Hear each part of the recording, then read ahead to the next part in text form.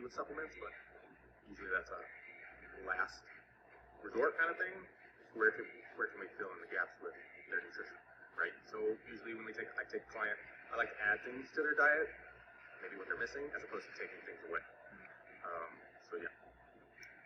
All right, so try to fill in with food.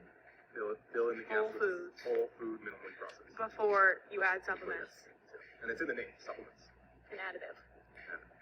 All right. To discuss the hip hinge pattern. We're learning this because it can be really beneficial within our golf movements and in proper lifting mechanics, picking up heavy boxes or anything off of the ground, just so we're not going to hurt ourselves with these movements, okay? So I'm sitting here to help us demonstrate. She's going to use this dowel, it could be a golf club or anything, against her spine here. She's holding it against her sacrum, and then again against her thoracic spine here. She's going to have a slight little bend in those knees as she goes into this hip hinge movement. She's pushing her hips backwards. We're keeping that dowel against these two contact points. That's how we know if we're doing this correctly. She's going to come back up out of this movement.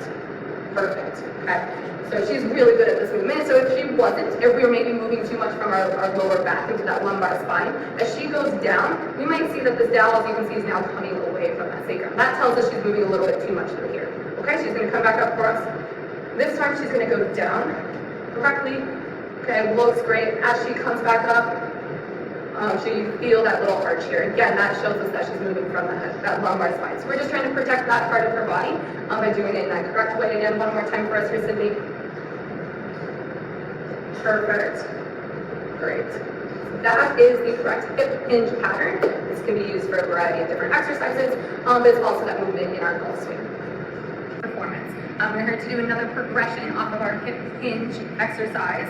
I'm going to show you the airplane. This is going to challenge the same sort of things, core stabilization, our strengthening on our backside, but now we're also incorporating some balance and some stabilization with that. So sitting here is going to hold on for this exercise.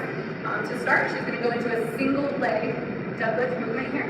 So she's doing that good hip hinge position. Now we're doing an airplane. So she's going to open up into her hip, bringing that top hip forward and moving over that stance leg, and then she's going to drop down lower, and then again dropping that pelvis now on that opposite side. So we're getting full range of motion on that left side, and she's getting a little balance into that left leg as well. If she wanted to progress this and make it a little harder, she might step away from the handheld support and do that same movement here. So she's going into that hip hinge, single leg deadlift, opening up, good, and then closing down. Wonderful. So it's really challenging that stance leg on her left side right here. This is, again, a really good movement for some sports specific. We're doing like golf swings, but then also just general strengthening and balance and stabilization. If you have any further questions, feel free to reach me on my website at naplespt.com.